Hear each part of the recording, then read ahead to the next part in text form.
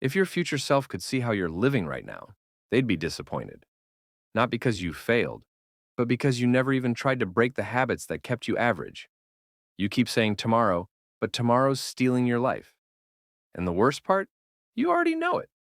In this video, I'll break down the 16 silent habits that are quietly killing your drive and how to destroy them one by one before they destroy you. Chapter 1. You wait until you're motivated. Motivation comes after action, not before it. Waiting until you feel like it is a trap. The pros show up when they're tired, bored, or uninspired. That's the difference. Want to feel motivated? Start anyway. Emotion follows motion. Set a 2-minute rule. Just commit to 2 minutes. Most of the time, you'll keep going. Chapter 2. You overconsume and under-execute. You watch productivity videos for hours, then do nothing with them. Reading 10 books doesn't beat applying one idea from one book. Knowledge without action is the same as ignorance. Turn every insight into a small task. No task equals no progress. Chapter 3. You can't sit still. Can you go 10 minutes without reaching for your phone? Most people can't. The second things slow down, we panic. We need noise, movement, distraction. But here's the problem. That constant stimulation is killing your focus. Real ideas come when things are quiet. Deep work starts when you stop chasing the next hit of entertainment. Want to fix it? Try this. Schedule 10 minutes of do-nothing time every day. No phone, no music, just sit. At first, it'll feel weird. That's okay.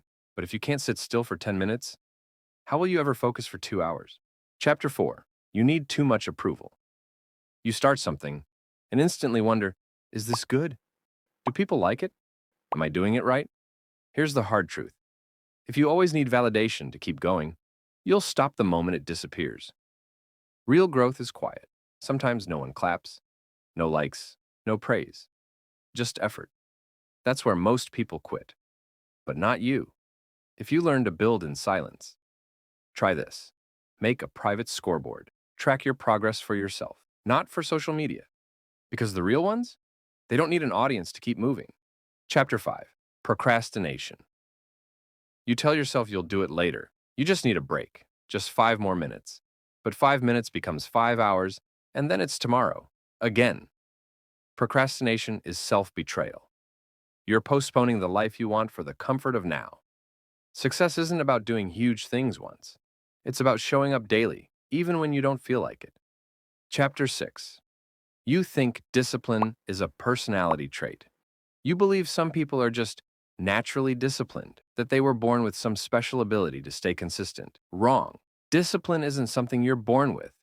It's something you build. Like a muscle, it grows through repetition, not motivation or willpower. You don't need motivation to brush your teeth every day. You just do it because it's part of your routine. That same kind of consistency can be built into any habit. Bonus tip. Link your habits to your identity. Tell yourself, I'm the kind of person who doesn't skip. That simple shift changes everything. Chapter 7. The Comfort Zone Trap. The comfort zone is where dreams go to die. It feels safe. Familiar routines, predictable days, no risk. But comfort is deceptive. It gives the illusion of peace while quietly draining your ambition. Growth is always uncomfortable. If your days never challenge you, if you never feel nervous, stretched, or uncertain, you're not growing. The people who rise above average are those who are willing to get uncomfortable on purpose. Chapter 8. Fear of failure. You're afraid to fail, so you don't start. You tell yourself it's not the right time or that you're still planning, but underneath it all, you're scared. But what you don't realize is that failure is the path.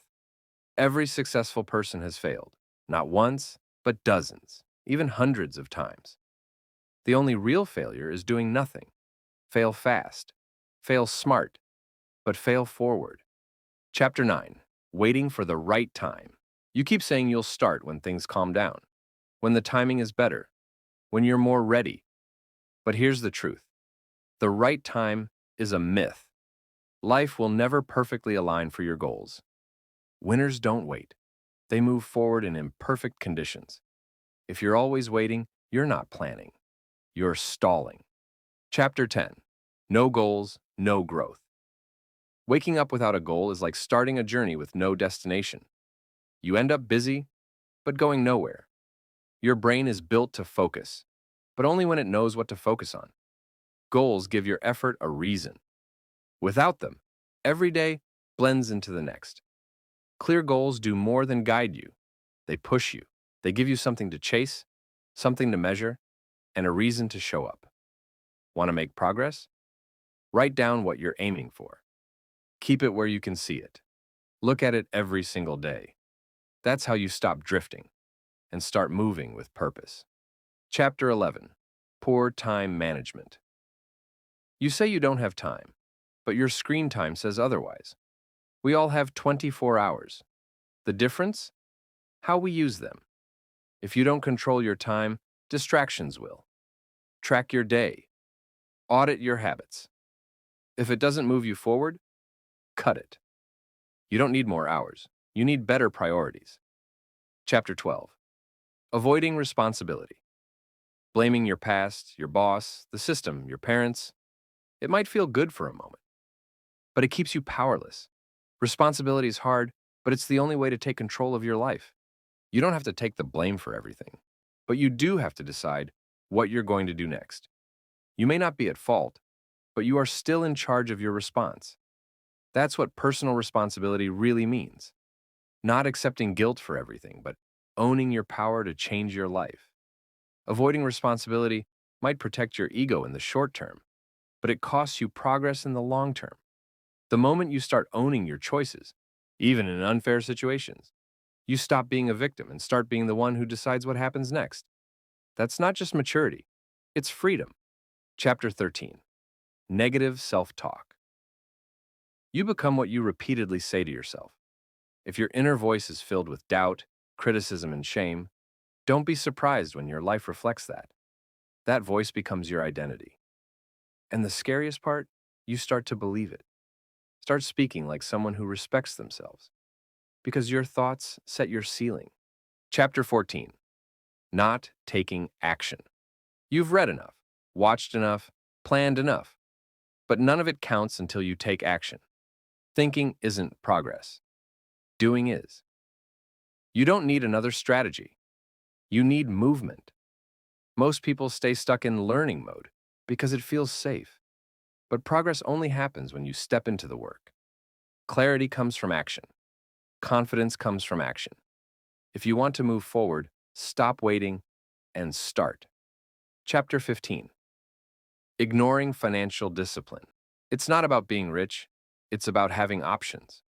When you don't manage your money, money manages you. Living paycheck to paycheck because of reckless spending is a form of self-sabotage. Track every dollar, save aggressively, learn how money works. Because freedom isn't just a dream, it's a budget. Chapter 16. Neglecting health. You can't perform at your best if you feel like garbage. Energy, discipline, confidence. It all starts with your body. Skipping sleep, eating junk, avoiding exercise. It's not harmless. It's a slow leak that eventually sinks the ship. Take care of your body, or prepare to be owned by fatigue and stress. 16 habits might feel like a lot, but you don't need to fix everything at once. That's just another way to stay stuck. Pick one habit, make it your focus. Stick with it until it sticks to you.